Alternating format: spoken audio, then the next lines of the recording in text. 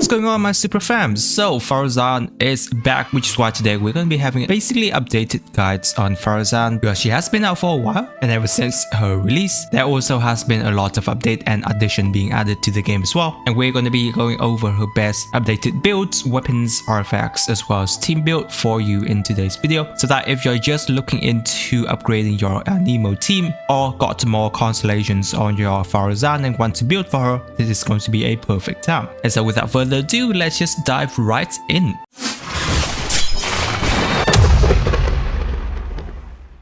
So one of the biggest questions regarding Faruzan would be, why is she so good and valuable? And so of course the main reason would be is that she is basically the first and only dedicated support that can both buff Anemo damage as well as shredding Anemo resistance specifically for your Anemo team. So in other words, she's basically still at this point in time the only character who can increase Anemo damage as well as Anemo crit damage at her C6. Now we do have other characters who have been able to shred Anemo resistance, you know, like a C6 Traveler, a C4 Jin, Venti at C6 can also do it, or our Zhangli Shield do have their debuff. However, most of it are locked behind a 5-star Constellations or an overall weaker buff compared to Faruzan, which is why Faruzan is and still will be the most important support character in any of the Anemo team you want to play it. However, there are caveats into Faruzan, is that she technically does require a C6 because that does hugely affect her gameplay and makes everything a lot easier for Faruzan. However, without C6, Faruzan can still function pretty fine. You can still use her at a C0 level quite efficiently, but I would kind of recommend having her at least to a C2 because that does extend her burst duration, and it is technically the most important part of her kit, and we'll definitely discuss more in depth once we get to the constellation sections. But that's definitely going to be a huge downside to Faruzan because she is a very reliant character on constellation, so just to put it out there. And so in terms of what Faruzan basically do, so the most important part of Faruzan's kit is going to be her burst. It has the ability to both decrease the enemy's Anemo resistance as well as buffing your team's Anemo damage bonus. Do keep in mind is that your elemental burst has to hit your enemies in order for it to decrease their Anemo resistance, and her burst only move in specific direction at certain range. Therefore, you do need to kind of aim her burst at a certain part that has the largest group of enemies you are fighting in to make sure that her burst does hit them. Do note that also the whirlwind pulse that is created from her burst is triggered once every 2 seconds, and since the buff and debuff is triggered by the pulse lasts for 4 seconds, at C0 if her burst is on a 12-second uptime, you technically will have a 16 seconds buff and debuff uptime, and if you are at a C2 which have an 18-second burst uptime, you'll be able to have basically around 22 seconds buff and debuff uptimes for Faruzan at C2, which is why C2 Faruzan is also a pretty important constellation for Faruzan if you don't yet have her at C6. Now for her elemental skill, it enhances her next charge shots, and on hits, the charge shot will trigger what's called pressurized collapse to provide a little bit of crowd control as well as Anemo resistance shred if her A1 is activated, because what her A1 passive basically does is that it decreases the time charge up her charge shot by 60%, while she can also apply Anemo resistant shred, which is the wind secret ways of her elemental burst, to the opponent that is hit by the vortex created by her charge shot. Now something to note about energy regeneration from her E skill is that she only generates 2 Anemo particles after her charge shot hits your enemy and creates the vortex. So this is something to really keep in mind because her initial cast of her E skill do not generate her any energy, and you do have to use her charge shot to get the energy particles, which have a bit of a time before the energy particles actually arrive to Faruzan. Therefore, usually how Faruzan do her combo when she's in the battle is she's going to be casting her E skill, then to her charge shot hitting your opponent, and then casting her elemental burst so that you move on to your main hyper carries to do the damage. Now her A4 is okay, it's not that big of a deal, however it still helps the other Anemo character on your team to dish out more DPS power, so that is totally fine. However, do keep in mind is that even though this is calculated on Faruzan's base attack, but most of the time you should still prioritize energy recharge weapons onto Faruzan other than high base attack weapon, because energy recharge is technically the most important stat that Faruzan would require, and we'll discuss a lot more when it comes to her artifact sections. Now moving on, we'll be discussing two constellations of Faruzan, because as I've mentioned, this is one of the most important parts of Faruzan's kit. It's just so important that at C6 Faruzan is technically a different character and just make everything easier for her. So at C1 Faruzan is able to fire 2 hurricane arrows instead of 1 now. Now this is actually not too much of a good constellation, because you may think that with the ability to fire 2 arrow shots it may be able to help her out with energy regen. However, that's technically not the case. For Faruzan have around 6 seconds of a downtime when it comes to energy particles generation. So even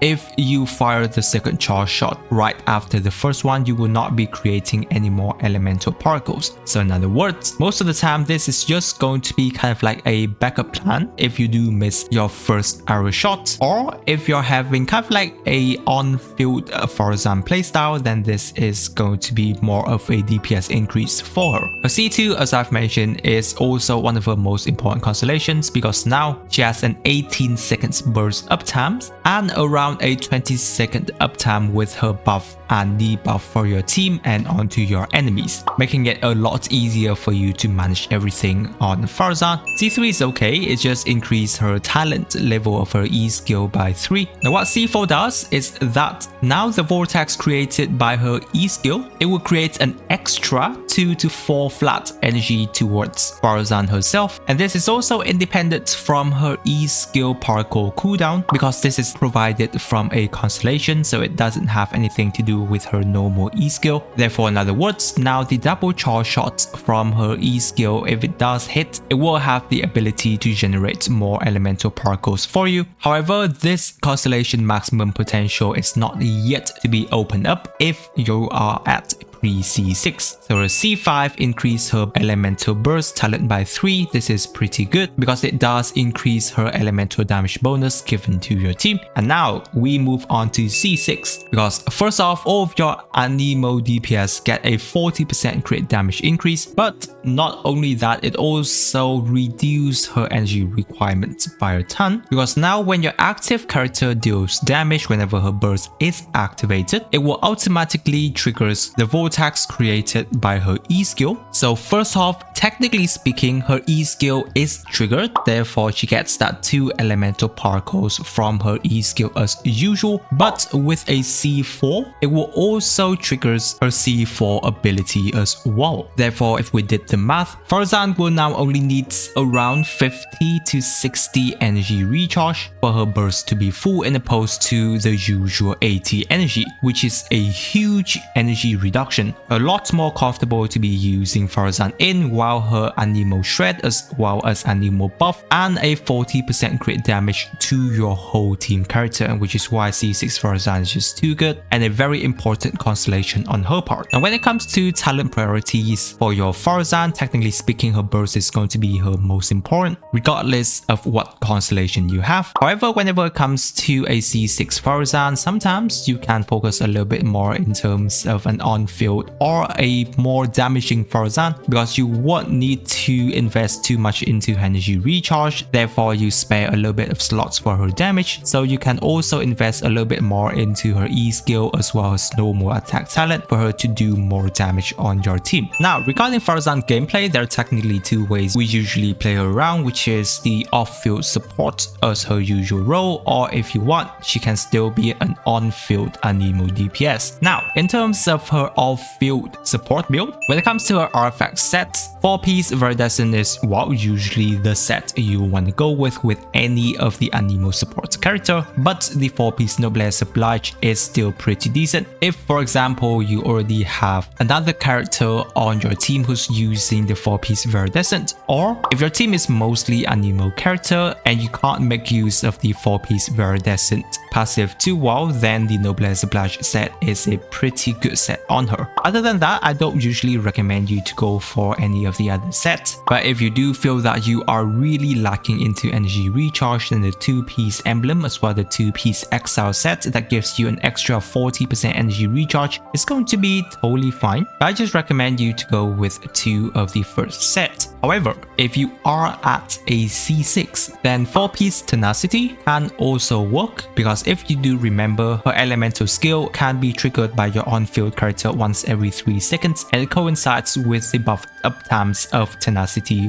really good. When it comes to artifact stats, guys, usually you want to have an energy recharge sans, and then while for the goblet and circlet it technically can be anything, but you would want to have energy recharge onto your substats. However, if you are using a Favonius bow for more energy recharge, then you would like to have a crit circlet so that Faruzan can easily trigger the Favonius bow passive. For Faruzan's weapons, Favonius warbow, guys, is definitely going to be the best. Sackbow isn't going to be doing very well onto Faruzan, because if you do remember, her E skill energy parkour generations does have its cooldown, so free-to-play options, Favonius warbow is going to be the best. If you have the elegy and none of the other character on your account is using it, then yes, Faruzan can make use of this weapon pretty well. So overall, those are the only 2 support weapons I would recommend you to use. Bathbow is just too good of a weapons and is safe options for Faruzan that is definitely recommended on Faruzan most of the time. Now moving on, we have the on-field DPS or just a normal DPS build for Faruzan to focusing on having your Faruzan do more damage on the team. Usually I wouldn't recommend you to focus on a DPS Faruzan if you are not having her at C6 yet, because C6 Faruzan just makes it a lot easier for her not to focus on energy recharge stats, that you have more space to build attack percentage and crit rate, crit damage around onto her. Now of course, when it comes to DPS, the usual 2-piece attack percentage as well as 2-piece VV for anemo damage bonus is totally fine and a very safe choice for you to go for, because it's very easy to build around as well as get your desired substats. However, with the updates of 4.0, we do have the Golden Troop set, which increases a ton of her elemental skill. However, when you're using Golden Troop, most of the time it's more going to be for a quick swap Faruzan, so that she's mainly still going to be an off-field character, while you're just going to be there whenever her E skill is up to do her charge attack, so that it's easier for you to keep the full 4-piece passive of Golden Troop set up. For artifact stats, yes, and it is a DPS Faruzan, you mostly want to go with an attack percentage sans, anemo damage goblet, and our usual crit rate or crit damage circlet. We do have a lot of DPS bow options, you know, like the Skyward Harp, which many of us I believe would be able to have access to if you've been playing for a long time and pull for the standard weapon. So that's going to be a easily good options for Faruzan DPS gameplay. Or you know, the Polar Star if you have it, any other options of the Thundering Pulse, Amos Bow, those kind of bow would definitely work for DPS Faruzan, but the usual elegy will work too. So overall, any of the DPS bow you have access onto your account and you don't really use it on any of the other bow character on your team can be used on a DPS Faruzan. As for energy requirement, guys, if you are on a pre-C6 Faruzan, you would want to have at least 250% energy recharge and above to get a comfortable burst uptime for your Faruzan. Obviously, if it is at C6, you will only require to be around 180% energy recharge and above, which is a huge difference when it comes to C6. Now, if you are having an on-field Faruzan, and I'm assuming you are going to be at a C6 Faruzan at this point, you only need around 160% energy recharge, because since she is on-field, it's easier for her to grab elemental particles. So those are going to be technically everything regarding Faruzan builds and updated kit. Now we move on to some of the most fun parts of a character build, which is going to be her team builds. First off, it's going to be our usual Wanderer Hyper Carry, because yes, since Faruzan is going to be focusing on an anemo DPS Hyper Carry team, generally speaking we don't have too many characters, so Wanderer is going to be one of them. Usually the best team that runs alongside with Wanderer Hyper Carry is going to be Wanderer, Faruzan herself, Bennett, and a Furina. Very powerful team at this point. You have both Bennett and Furina focusing on increasing damage power as well as Faruzan. You may be wondering if there's going to be a little bit of a diminishing in return. However, that's not going to be too big of a deal, but in exchange you're going to be seeing your Wanderer doing insane number here. Now usually whenever Wanderer comes up into a crowd control required situations, then we can technically swap out Furina with Venti, so that it's easier for Wanderer to deal with many enemies being grouped on the field. Or if you want to make use of more Furina E skill stack and you have a high Constellation gene, then you can swap out Bennett with a gene, because C4 gene does allow you to have Anemo resistant shred as well as full team heal, so that Furina can have more E skill damage, which is totally a fine option too. Next we have Xiao hyper carry as usual. Now with the introduction of Xian Yun, probably Xiao team is going to be updated, because now it's technically going to be just Xiao, Faruzan, Xian Yun, and the last option is going to be a flex option. You can put in pretty much any sub DPS off field character of any element in, and it will still do pretty well as the last slot. Usually that can be, you know, a Bennett, still fine. Furina is definitely going to be a very good option too. Yai Miko, Fischl, Raiden Shogun, any of those characters is still fine for, you know, electro damage application. Very easy team, you know, to think and build of, because Xiao team 3 slot is already pretty much set at this point in time. So yeah, it definitely saves you a lot of thinking times whenever it comes to Xiao. Another team options you can do is going to be Anemo quick swap, or in other words, it's more going to be a DPS Faruzan at this point in time if you want to build